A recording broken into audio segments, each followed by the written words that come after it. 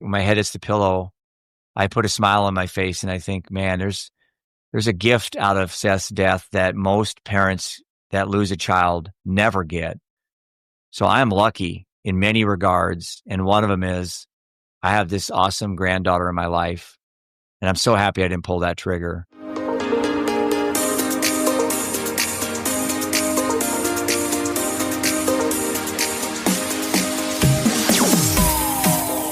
If you have been with the mental health break for a while, you've seen his face, you've seen his name. He's up to some really big things in the mental health community. So I had to invite him back.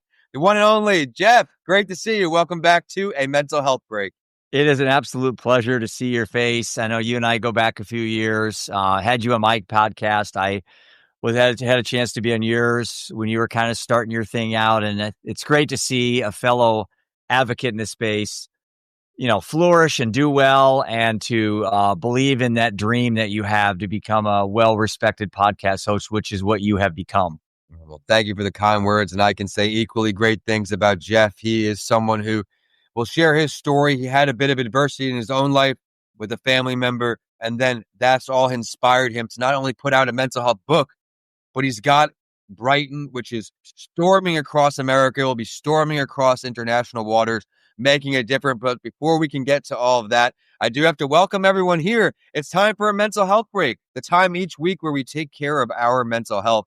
My name is Vincent A. Lancy, and thank you for helping keep this show growing, a top 5% global podcast, which means we are helping more people normalize the conversation and remember they're not alone.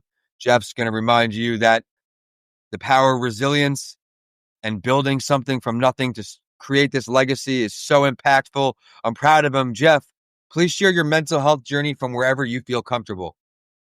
Yeah, that's a great lead-in, Vincent. Looking at your story as well about resiliency and fighting, I think sharing is such a key thing today in a context that doesn't make somebody feel poor about their life. It's one thing if you're in the gym or if you're crossing the line of a marathon and you got your arms up. In a way, if that's presented the wrong way, it can make actually people probably feel worse, that they're not very productive in their life. And so I think as an advocate and being vulnerable, I think there's a dance that we have to be careful in, as I like to say, sometimes oversharing. But at the same time, there are lessons in stories. Having a compelling story, some people can't relate to exactly what you and I have been through. I certainly can't relate to what you've been through, Vincent, but I can relate to the fight. I can relate to the struggle. I could relate to having this unwavering passion that being in service of others, helping other people can give you that sense of meaning and purpose, which so many of us lack today. So I think in storytelling, which I'll share in a second here, kind of how this whole thing presented itself to me as an opportunity to become a better person, not a bitter person. And I think that's a conscious decision or choice we all have to make, no matter if you're presented things like death or loss of a job or bankruptcy or divorce. I mean, these are things that you can either look at them as you're unwinding or gives you an unwavering sense of confidence to do good, right? Oh my gosh. And you're certainly doing just that. You are every day doing good for some other people besides yourself. And that's one of the things I admire about you most. You put together Brightn, and this community, again, it's making huge waves and it's still just getting started, which makes me excited as a mental health advocate. Let's dive into this. We'll go back to the rest. You've been working on this for a long time, many, many hours. The app started actually when I was on the tour around the country in the RV, which again, I can tie all this together, but the app really came from, I guess, some observations, some frustrations, and a massive sense of urgency. In this country, Vincent, 909 good people die every day from the deaths of despair. And you have to think about that for a second. 909 good people die every day from the deaths of despair. And you may say, 909, that's kind of an odd number. And not if your son was the 8th one or the 7th one or the 906th one.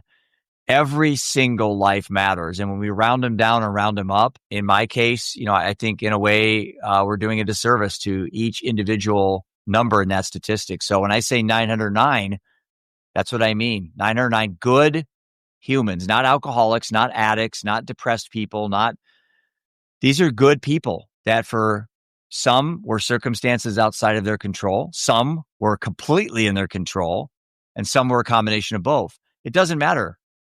Death is death. The pain lingers. The source of the death or the why is important for us to learn as we build systems and processes and resources, right? But at the end of the day, when you lose a loved one, it's profound. It can change you in ways that I don't think anything else can. So the app really came out of this story that I was presented. Now I'm like slightly overwhelmed on how much it's been embraced by initially we thought it was going to be young adults, but now it's, parents are using our app as much or more than young adults. So, I'm from Iowa, right? So there's a movie called Field of Dreams.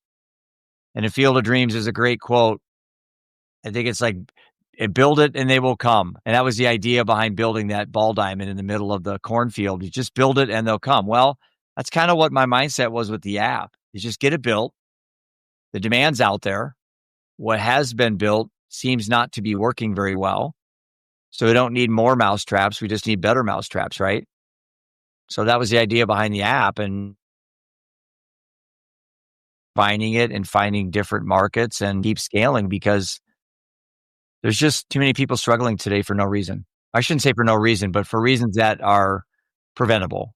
I know what you meant. And thank you for clarifying that, everyone. You are not alone. Again, he's building this community for everyone to be a part of if they need to be. And we'll get back to the contact info at the end. But I don't want to breeze past this amazing book he put out there for a legacy in his family, making a little girl proud, I know, as well. Let's dive into that. So I'm going to start. And again, I've told this so many times that I need to make sure that I am efficient with everyone's time. So I want to just give you, as I say, the Reader's Digest version. And for young people that don't know what Reader's Digest is, just go to ChatGPT and ask them. It's a concise effort of telling the story without getting too bogged down in some other details. But age 50, I'm 59 now, but at age 50, I was scooting along pretty good, Vincent. I was running a very financially lucrative, very successful wealth management company called Premier Investments of Iowa, of which I started when I was 23. At that particular juncture, I had a TV show for 2 years. I had a radio show, which is now still going for 15 years. Had a staff of, I think, 9 people. I think we had 12 financial advisors. Big house, fancy cars, traveling the world, checking all the boxes, as I like to say now, the illusions of success, right? We all chase these things and we're not really sure. It's like the dog chasing the van. We're not really sure why we're chasing it. We're just chasing it. And then when you catch it, you don't know what to do with it. Well, that's how my whole life was. And then at age 50, it all changed. At that particular day, I was happily married to my wife, Prudence, of 21 years. We had our oldest son, Seth. He was 23. Ian was 15 and Roman was 13. So living the American dream, 50 years old, thinking about retirement in a few years, coaching. I mean, just all the stuff I wanted to do, Vincent, as I aspired to do when even back in college. You see these successful business people and you're like, I want to be that guy, Well, then on that particular day, unfortunately, I joined a club, as many parents do in this country, as I alluded to. 909 people die from alcohol, suicide, and overdose a day in America alone. I got that call that became a member of a club I didn't ask to join, and one I certainly can never leave. Our oldest son, Seth, was found dead, poisoned, overdose, semantics at this point, whatever you want to call it. He's not here. At age 23, from something called fentanyl, which was my very first exposure to this term, this word that's now been basically so destructive throughout humanity. And it's still destructive. And it's something that I think, as an advocate in this space, it's one lane to keep an eye on. Obviously, there's many lanes we have to be focusing on, but addiction to opioids is a really big problem. And then accidental deaths or poisoning, like I said, by fentanyl. But anyway, Seth lost his fight with addiction, which started at 15. He was prescribed Adderall for attention deficit disorder. And from there, it fell apart for him. And, when that happened, it felt like multiple lifetimes at one time but it also was very slow, like your feet are stuck in the mud. I mean, it's that dynamic of this massive sense of awareness of how fragile life is and how quick that life goes by. This idea of impermanence, that even at some point in time, you and I aren't going to be here. Everything has a lifespan. And in my case, it was our son Seth. So that was my real first brush. And then I'll skip all the details, but you can imagine what that did Don't need to share your story, my well, man. you can imagine what death does to a family. What people didn't know preceding all this was that I was an alcoholic for over 30 years. When I say alcoholic, I mean a high functioning alcoholic. That's the term. So I could go to work. I didn't drink during the day, but my drinking started around 4 or 5, and I drank, 2 or 3, 4, 5 beers, and then I would have a bottle of wine with my wife on the deck. That's how we wound down our nights. And like most things in life, Vincent, they don't become problems until what? They become a problem. And so when Seth died, I had to really look inside about my alcoholism. My wife was struggling with her alcoholism as well. Seth's death really brought all that to the forefront. And so on December 24th of 17, I made a choice that I would stop drinking. And I don't call myself sober because that implies I'm in a fight with some mythical beast. I just don't drink. I don't stick needles in my arms, with heroin. I don't drink. I don't steal. I try not to lie when I can. There's just things I don't do.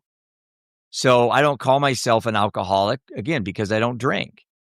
I'm not your traditional person in recovery because I don't feel like I have this, I'm powerless to this beast called alcohol. Like many alcoholics will have to literally like surrender to the gods of sobriety. And I don't, I've been fortunate not having to play that game. But I thought me quitting drinking 14 months after Seth died would help my wife, Vincent. And unfortunately it didn't. And on June 29th, so we're coming up on the 4-year anniversary, but on June 29th of 21, one day after my youngest son turned 18, my wife Prudence died, age 46. Alcoholism's on the death certificate, but it was grief, it was trauma, PTSD, lots of childhood abuse that I found out later. That I found a diary of hers I didn't know about. Since she was deceased, I didn't have any problems reading it. I mean, there's no downside. But it enlightened me to what my wife was going through as a child that she never shared with me.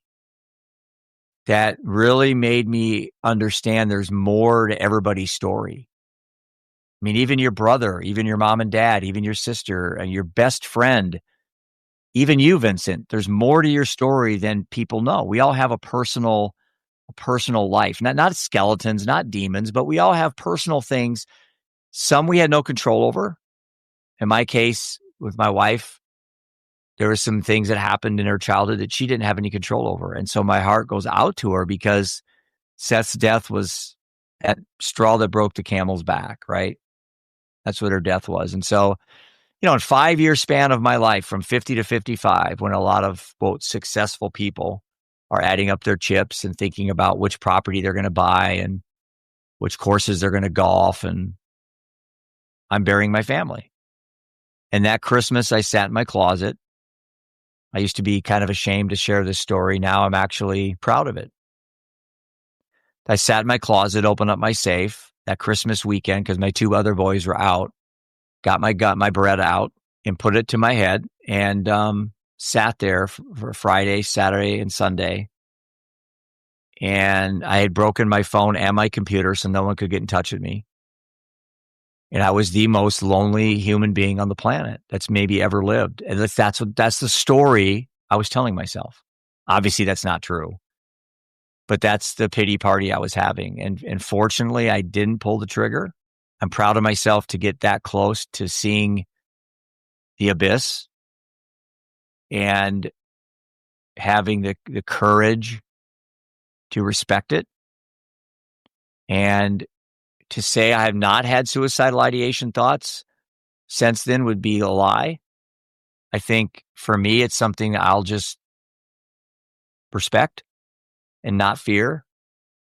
But I tell you, if I had been drinking, Vincent, I would have done it if I'd have been under the influence. So sobriety or recovery, whatever you want to call it, has saved my life in many ways. My kidney, my livers, my brain cells, but it saved me from making a very split second. Well, it was all weekend, so I guess it wasn't split second, but you know what I mean. Jeff, I mean, just so proud of you how far you've come, man. I mean, you've found a way to found the light, and everyone out there will get his contact info soon. He is an amazing resource to have because he will motivate you to keep going. But in order to keep going, Jeff, we all have to find things that work for us to improve our mental health. It looks different for everyone. What are some things that work for you? I hope you're enjoying today's show as much as I am leading the discussion. Remember to subscribe to stay current on our shows. Great question. I got really heavy into meditation, the Eastern philosophies of spirituality. I'm agnostic. I've never been a believer in God or religion or any of that, but I'm also not so overconfident that this is just random luck. I like to think there's some combination maybe of both, but not a God is in a sense that there's a hierarchy. Like I have to be good or I'll get rewarded. And if I'm not, I'm going to go some burning pit. I don't think that's authentic faith for me. So it's like, I have faith in you, Vincent, that you're a good person, that you take care of the people that you love and that you work hard and that you don't steal from people and you're honest. I mean, I have faith.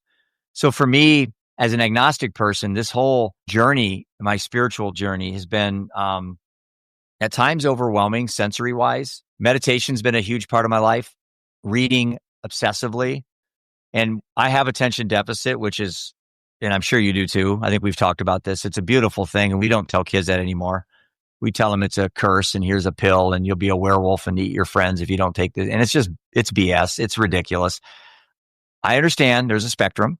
There's certain kids that, yes, all that's true. But I think for the majority of kids, that's not true. And so for me, meditation is a great way to kind of be aware of my monkey mind, you know? And again, respect it. Meditation is not about controlling thoughts. It's about observing your thoughts and respecting them. And then go with the flow. And if a thought takes you a certain direction, just be aware of it. And so I think there's a false sense of utility, how meditation's sold to the masses, especially in America. It's another hack, like jumping in an ice bath. It's another hack, like it is. It's ridiculous. And there is no hack. People have to understand that. It takes work. I've seen the pictures of you in the hospital. Right. I've seen that. There's no hack for you to get to where you're at. There's no hack for me to get to where I'm at.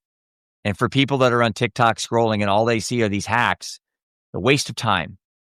It takes work, hours and hours a day. They don't want to do the work that you did. Nobody wants to do the work, man. But I don't want to die. I don't want to be in that closet with a gun in my hand again, ever again. And I can prevent that from happening if I put the work in.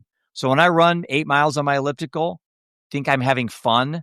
No, you're into weights. I've seen your sculptured physique, in your pictures. It's like, you like going to the gym. Some days you don't want to go, but you still go. That's what I'm talking about, putting the work in. Whatever pathway it is, your therapist, maybe you don't want to go see him that day. Put the work in. Maybe you're going to have that candy bar or a banana. Put the work in. It's like, maybe you're going to sleep an extra 2 hours or get up and work on a passion project that you have. Well, some days you need to sleep. I get that. But most days we don't. Most days we can go a day or two on 5 to 7 hours pretty easily. But just put the work in. Put the work in. And it's like, and the universe has a way, whether you're a Catholic, Christian, Muslim, or an atheist, the universe has a way. You put the work in, maybe not miracles will happen in your life, but you'll be more aware to accept abundance and love when it's there. And it's there all the time anyway. I mean, you walk by an animal and that animal just wants to get pet and you just walk by it because you're not aware of it. And all of a sudden now you're aware of these things. You take the time to come over and pet that animal. That's what I'm talking about. Being aware of the love and abundance that we all have, but many of us, especially men, we build our own prisons and we push everything away. I was that guy until I got into my meditation and spirituality journey I'm on. And then there's another thing I can talk about too that I think for me has been a big value add. I love everything you said. And I think most entrepreneurs find themselves in some kind of ADH something Yeah, because there's so much to do. And I love how you just lean into everything. But you did just tease something. So before we go, we'll dive back into that. You said you have one more tool in your tool I chest as do. well there. Huge. You want me to throw it out there or save it? Yeah, let's hear. I mean, this we can't think of a better way to wrap it up. We got to get more value. I was invited by a very dear friend of mine that has become a great friend the last 3 years. I actually didn't know him prior to 3 years ago. And he invited me to attend a retreat that was focused on psychedelics. And you're coming from a guy that's never done that stuff. My brain's been drunk forever, but never done any psychedelics. Yes. Also, a son that died in a chair with a needle in his arm trying to get high with heroin. And here I am being introduced to this community of psychedelic assisted therapy. And I'm like, there's lots of evidence that it works on veterans for PTSD, especially things like psilocybin and ibogaine, things like that. And I watched Joe Rogan. I listened to Rich Roll. Rich Roll just came out. I don't know if you know who he is, but he just came out and talked about his psychedelic experiences and how they've been so profound for him. So psychedelics the last 3 years really to me has been the glue on my spiritual recovery or my lack, my void I had. Something was missing. And the plants, again, whether it's real, and I did go to some portal and viewed Earth from another lens, or it's just neuroplasticity. My memories are just being rewired and like repackaged like a white elephant Christmas present, just repackaged. I don't really care because the outcome has been so profound enough that I have 2 tattoos now representing my psychedelic experiences. So I'm not here promoting psychedelics, but people ask how I get to where I'm at without, losing a son, losing a wife, almost killing myself, how I can get to this point of just peace and joy in my life. And it's not one thing, Vincent. That's the beauty of this puzzle that you are putting together, that I'm putting together. Every one of your listeners is putting together this puzzle. And maybe it's going to church and talking to your God. Maybe it's starting a nonprofit. Maybe it's starting a podcast. Maybe it's writing a book. Maybe it's getting an RV, driving around the United States. Maybe it's starting an app. Doesn't matter. Just just do something, right? I think that's the story. That's what I would leave all your listeners and followers and anyone that's part of our Brightn team is that just do. Just do. Don't wait for perfection. Don't wait for the right time. The only right time is right now. Oh, That's the only right time. And if you make mistakes, I say this to my kids and I say this to everybody I talk to when I keynote, there's no such thing as a mistake unless you repeat it and you haven't learned from it. we're Okay. all gonna make mistakes, and that's life. We have to accept that we are not perfect, right? We have to go out there and give it our all. And a way you can give it your all if you're having a tough time right now is by connecting with Jeff. Brightn app, that's BRIGHTNAPP.com. Jeff, where else can we get in touch with you? All over LinkedIn. My nonprofit's called the Living Undeterred Project on Facebook. I'm under Living Undeterred, under Jeff Johnston, under Brightn. So I'm pretty much, we have a team now, a marketing individual that pushes out a lot of our content. But I will tell you this, where the name Brightn comes from, I think is important for people to understand. Please. When you talk about purpose and passion driven projects or initiatives. When Seth died at 23, and by the way, they're both right there behind they've been there for a while. But when Seth died at 23, 3 weeks after he died, his beautiful, beautiful baby daughter was born. She's 8 now and she's angelic. She's beautiful. And her dad is dead. Her mom is gone. We're not really sure where mom is. She's got her own addiction issues. And obviously my wife or grandma's gone as well. So part of this whole thing is making sure that I let her know that, hey, if grandpa can do this, so can you. And you don't have to make everything in your life be about why you decide to do drugs or why you want to get in trouble at school or why you want to be in bad relationships or cut yourself. She's only 8. These things are coming. Maybe not the cutting, but having the struggles. And so I want to arm her with, why not you? Why not me? And her name is Brightn. and it's spelled with an O, Brighton. And so when people say, hey Jeff, how'd you come up with the name? Sure, there's a little sun and it's smiling and stuff, but this transcends and so much more deeper than Jeff or my investors or annual rates of returns or pitch decks, which are things that I have to do. But at the end of the day, when my head hits the pillow, I put a smile on my face and I think, man, there's a gift out of Seth's death that most parents that lose a child never get. So I'm lucky in many regards. And one of them is I have this awesome granddaughter in my life. And I'm so happy I didn't pull that trigger. I really am, man. But I'm also very honored to have been that close and to see a glimpse of how fragile the human experience can be.